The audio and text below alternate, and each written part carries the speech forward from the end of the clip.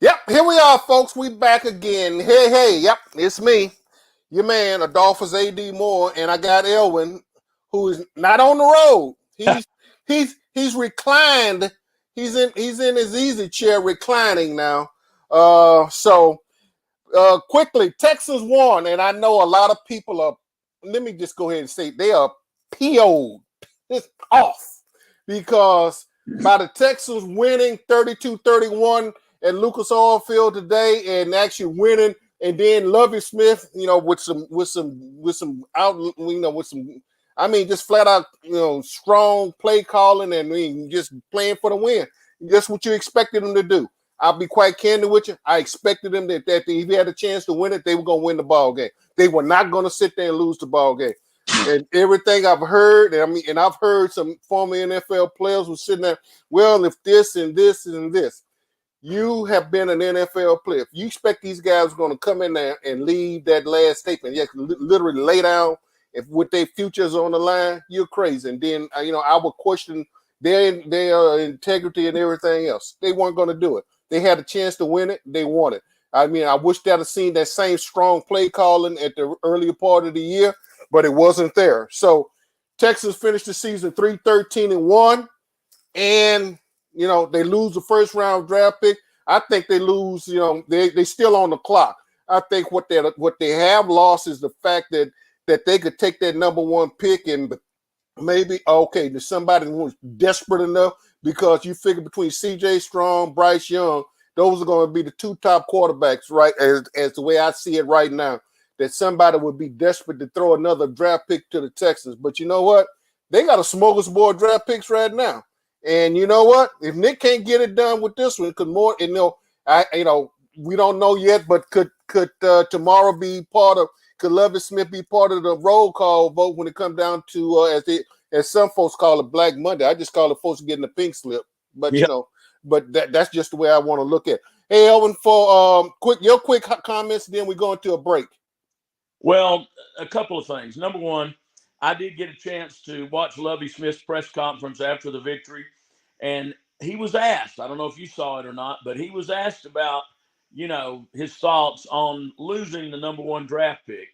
And he said, let me tell you what, you can't tell players to go out there and throw a game. Their whole lives, they are taught to do what it takes to win. I admire Lovie for that. Now, I'll say one other quick thing in observation. When Cal McNair was walking down on the field at the end of the game with his son, he had a smile on his face. I tend to believe that he is sitting there thinking, well, Lovie managed to do much better in the division than what people had thought. And, I would still like to say, hopefully, this is what we can expect for the future. That was two incredibly unbelievable passes that threw on that drive. That, in my mind, that first one, the big one that got him into scoring position, that was even bigger than Roger Staubach to Drew Pearson's Hail Mary. That was just an unbelievable throw. So, are there going to be some changes? Yes. And this is just in my mind. My first thought after seeing the smile on Cal McNair's face was, okay, Lovie told me it was a growing process. We are growing. We got some good draft picks. I feel sorry for him. Honestly, I think what's going to happen is Lovie's going to be told, we're going to give you one more year, but we got to make some changes, and I'll be very shocked if Pep Hamilton survives. Well, that smile on Cal's face could have been gas, for all we know. I don't know. Oh, now could have been gas. But anyway, hey, let's take a quick break, and then we'll come back and have some. Hello, I'm Ken Ross with the Ken Ross Insurance Agency. There are certain things that are important in our lives: our health, our safety, and our loved ones. With over 40 years of experience, I've seen just how important insurance can be. I value the importance of being a part of my community and being there when they need me. Insurance is important everywhere, but being here in South Texas, It is absolutely essential. From flood, home, auto, and life insurance, let the Ken Ross Agency be your agency of choice.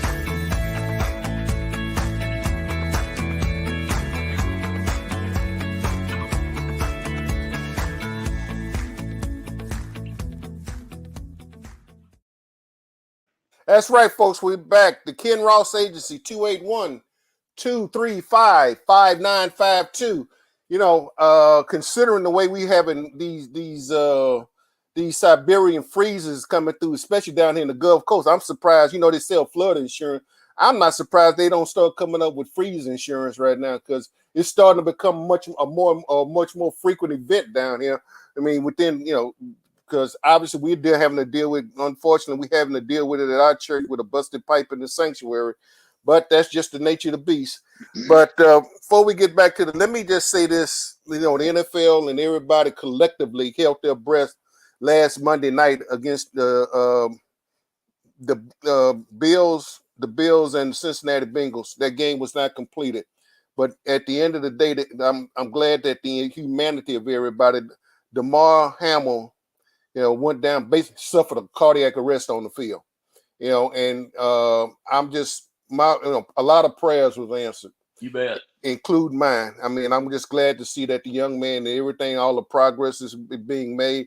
I'm glad that the NFL, the Bills, and everybody, NFPA, because with him being out, his pay was going to be reduced for being on IR. But they're going to they're keeping his pay up, you know, end of the season. And I'm not sure how to, I mean, that's the regular, his contract's for the regular season. So we'll see. Hopefully they'll figure out that depending on how far they go in the playoffs, will he have a chance to get some of the playoff shares as well. But I just, you know, I'm just continue to pray for that young man, his health and his recovery. Thank goodness for the training staffs, that the training that they received, because literally he was dead on the field. They had to administer CPR to this young man on the field. And for these couple of folks that trying to whine, say it was COVID, and for a couple of guys who had played in the NFL who I thought had better sense than trying to say, well, look at T. Higgins. What kind of fool are you? I mean, seriously, I'm calling you out. What kind of damn fool are you to try to turn around and say it's T. Higgins' fault? You even try the implementation of this young man. It was a football move, a football lick, a football tackle. Yep. And so at this point, and you know, for somebody to want to sit back and want to question me, I got a permanent injury from football that to this day, and you know that, and you know, I don't talk about it, but it was a life-threatening injury. But you know what? I'm not sitting up and want to abolish football. And the thing, it comes with the territory. We knows what comes with the territory. I think the one thing that I've always had a problem with was the trying to call athletes, football players, what they do as warriors. They are not warriors. They are not soldiers. They are not special Green Beret. Because nobody on a battlefield has 7 NFL officials, replay officials. Nobody's from New York is sitting up there talking about, you know, we got a coach's challenge. Nobody can throw a flag on the field. If a flag thrown on the battlefield, somebody's dead. You know, and the bottom line, you know, Patton say you don't win a war by dying for your country. You win a war by allowing the other son of a bitch to die for his country. So, you know, let's keep the lines separated. These are athletes, folks. I was an athlete. I mean, we've all been there. We all did, you know, didn't make it to that level. Those are athletes. And, you know, joining the fact that they are warriors. No, you're not. You're an athlete. You know, you want to go back and watch Warriors, go watch Gladiators or something like that, or go watch Spartacus or whatever. Those were, you know, whatever the case, you know, folks that had to fight for their lives. But anyway, Elwin, that's me off my soapbox for the time being. But anyway, I just had, you know, that's been on my crawl, you know, last regular season show. Folks wondering, okay, this is it. No, it's not it, because you'll be listening with the playoff season coming up. The corner will still be here on the corner with the playoff season, and definitely we'll be coming from Glendale, Arizona. Folks in here, yep, we approved. We'll be out there, so we'll be from the big game and on February the 12th. We'll be coming from out there. Well, prior to that, and post and post game and pre and post game. But anyway, back to the Texans. They win. 32-31, 3-13-1. Statistically, what the hell? They didn't. If Davis Mills had been playing like this more consistently, and I mean, he was consistently inconsistent. Let me just put it like that. I think that's the best way to put it, Elwin. He has been consistently inconsistent.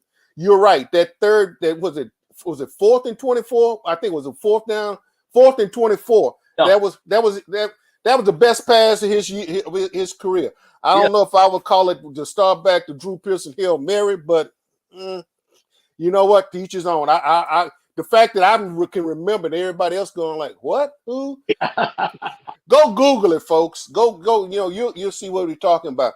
But the not only that, but the touchdown, the touchdown, and then the 2-point conversion. I mean, I saw some. I'm going like creativity, and I'm going like, darn it, where was all of this for the other 16 games? Where was this aggressiveness for all the other 16 games? I guess like I said, we'll just all find out together tomorrow. Is Lovey gonna still be around? But I want to tip of the hat to Jonathan Grenard, who had an interception. Kirksey had an interception, but and Grenard had been out for about several weeks, and he got back and got a touchdown. A couple of the standouts. Christian Harris was the leading tackler, and that has flipped, because Jalen Petrie for the most of the year has been the leading tackler for the Texans. But he's not, and I think this is a good thing that the linebacking core is starting to lead the team where Lovey's defense, and we're not sure how long this is going to stay Lovey's defense, because if he gets his walking papers tomorrow, and a lot of folks are hoping that he get his walking papers. After last week's game after seeing the Jacksonville Jaguars and that pathetic performance, that was the one time that I literally think that the Texans literally just mailed it in. Yeah. Of the whole 17 games, that game last week, I thought against the Jacksonville Jaguars, I literally thought that they had mailed it in, Elwin. I did too. It was like they didn't even bother to show up. And I honestly, you remember you and I were talking about this on the corner last week when I was driving back from that humiliating 31-3 loss. I thought that sealed Lovey's fate. And honestly, I'm impressed that they were able to turn from that and put it back together and do what they did today. And I know, like you say, I know a lot of Texans fans are probably PO'd, but you got two excellent quarterbacks. If you decide to choose a quarterback, which I think you should, I don't see that it hurt them that much winning the game. They'll still have the second pick, and like you say, if they want to trade it for more draft picks, if they believe Davis Mills can come around and be the franchise quarterback, they might do that. And there's no telling what, even at the number 2 position, since everybody knows there's 2 great quarterbacks and it's just an average quarterback after those first 2, who knows what they might could get in the way of additional draft picks to build it even more, because obviously – the people they drafted this year, about 7 of them have made some really impactful, plays. And, yeah, they were worth the pick. So, based on today, I'm flipping again, and I think Lovey deserves another year. Well, let me put it like this.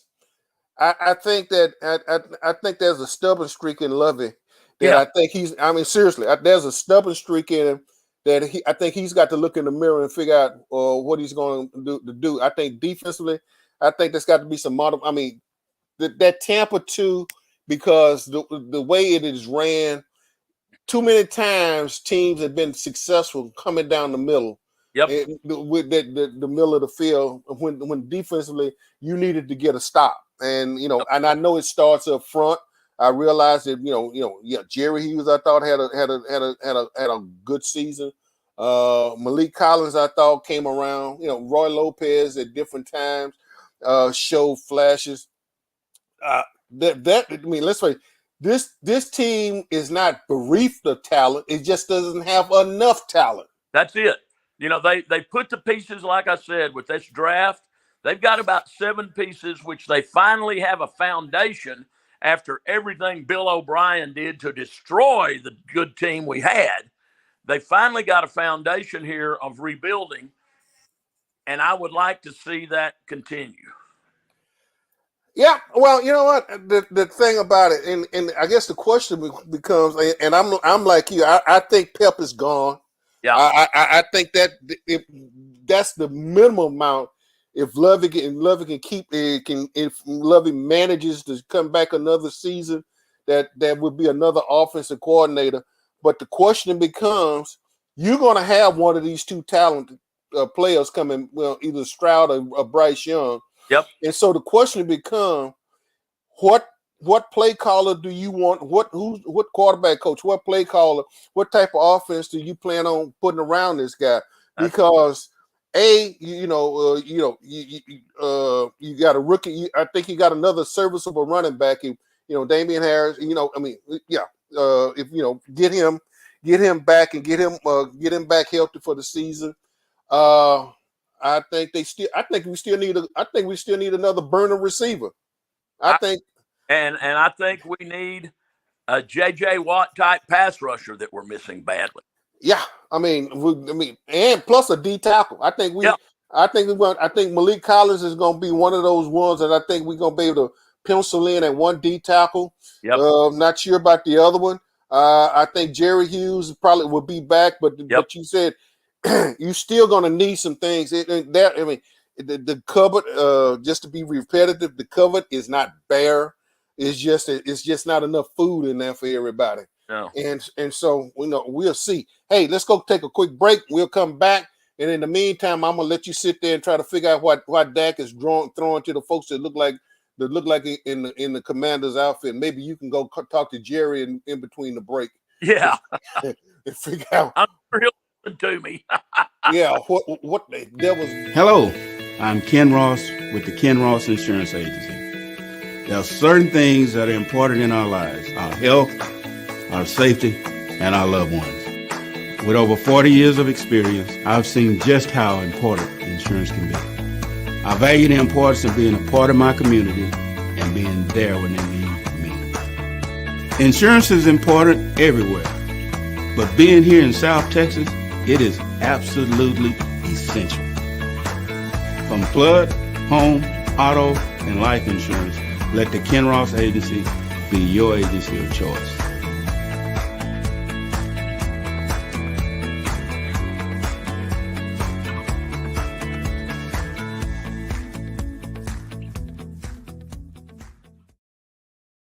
That's right, folks. 281-235-5952.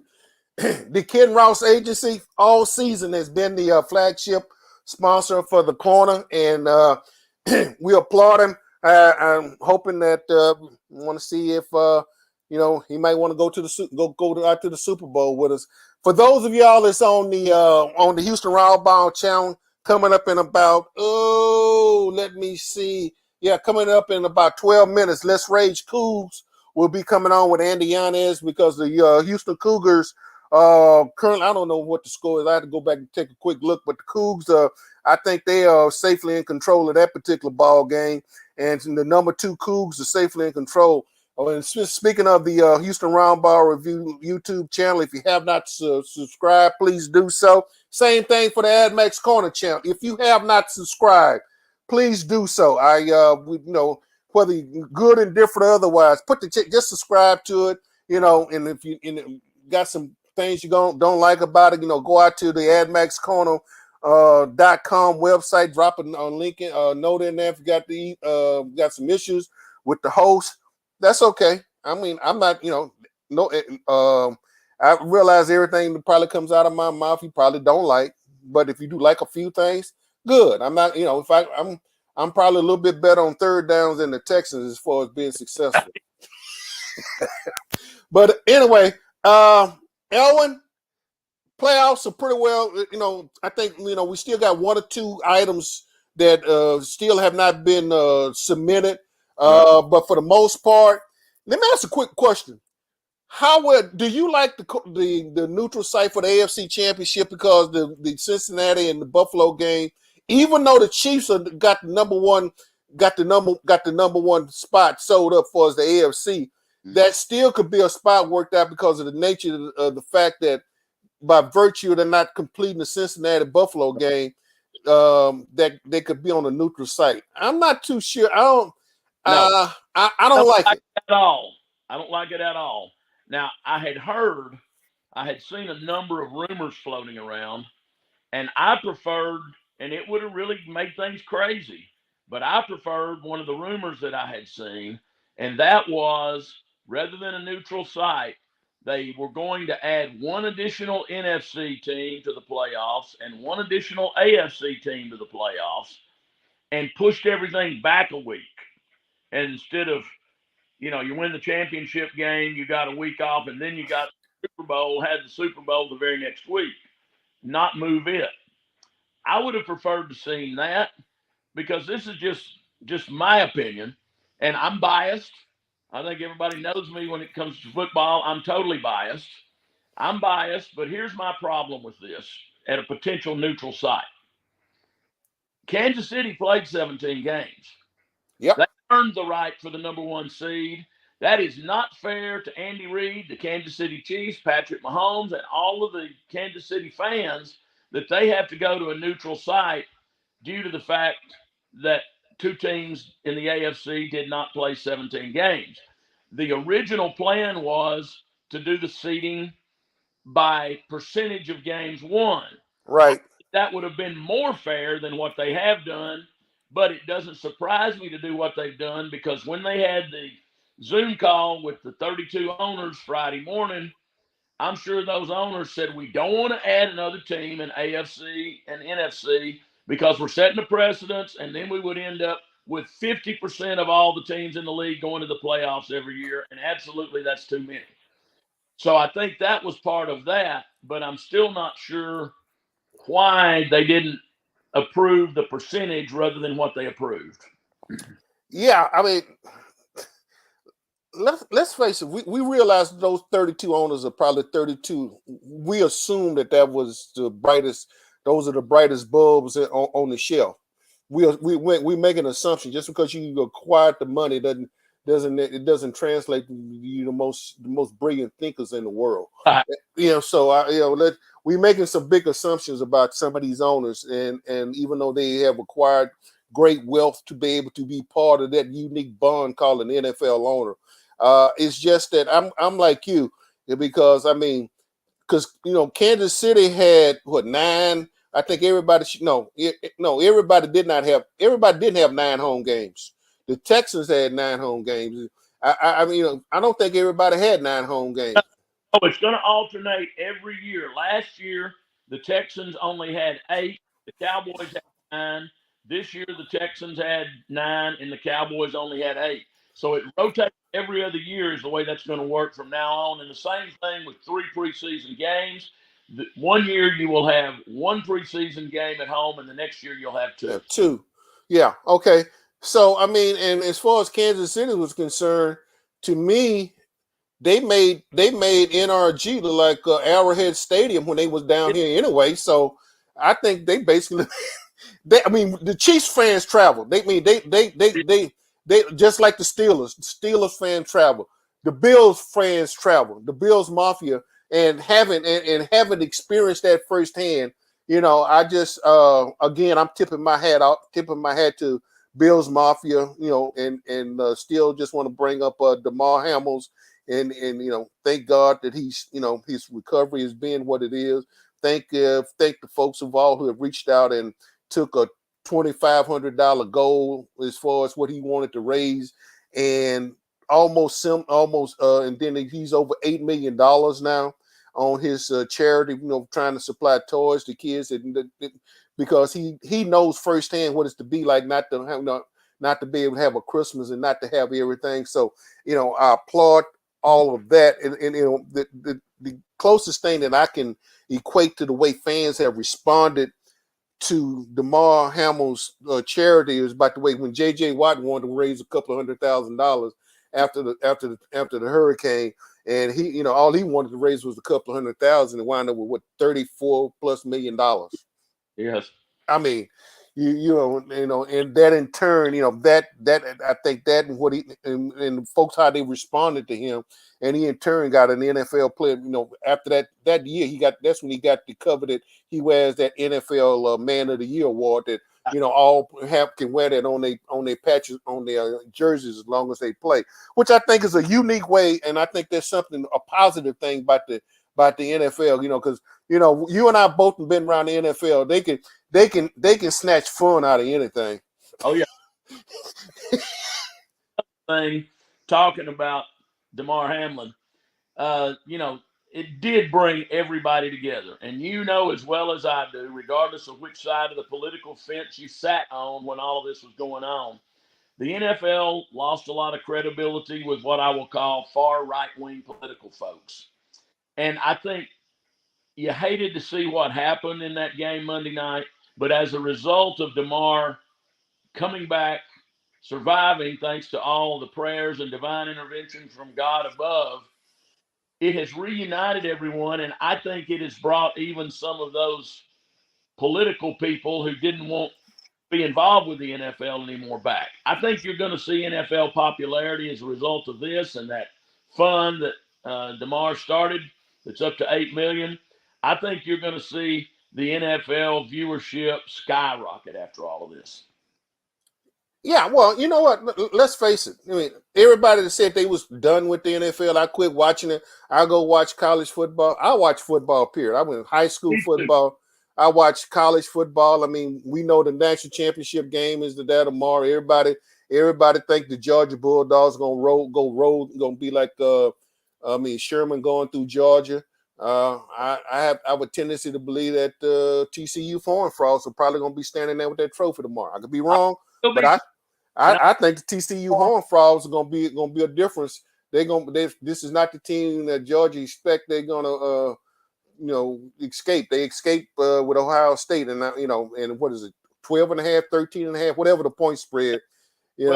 I think the Horned Frogs are gonna answer the call tomorrow. But anyway, just talk to Harbaugh about underestimating the TCU Horned Frogs, and of course another reason that I'm pulling so hard for him. I think I told you our best athlete on our football team this year, Rowan Fluellen, has signed to play with TCU next year. So I wore purple up to the Gilmer lunchroom cafeteria when he signed his letter. Yeah. Well, hey, as we're getting ready to close this down again, Texas win. They closed the season 3-13-1. They won, closing. Davis Mills made himself look like an all-pro this afternoon. After not, I hope I tweeted out. I hope somebody tell Davis Mills what the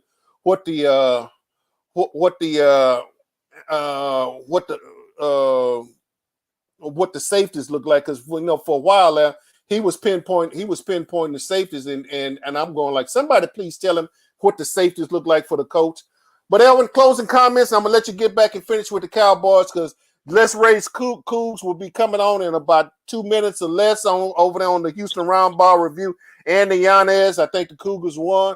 Folks, if you have not subscribed to the Houston Roundball, please do so. Those of you that are watching the AdMax Corner YouTube channel, please look out. And those of you that's looking, and right now I'm on the my Twitter page. I'm on Twitter Live today for the last couple of weeks. But hey, be looking for me. I could be either or Facebook.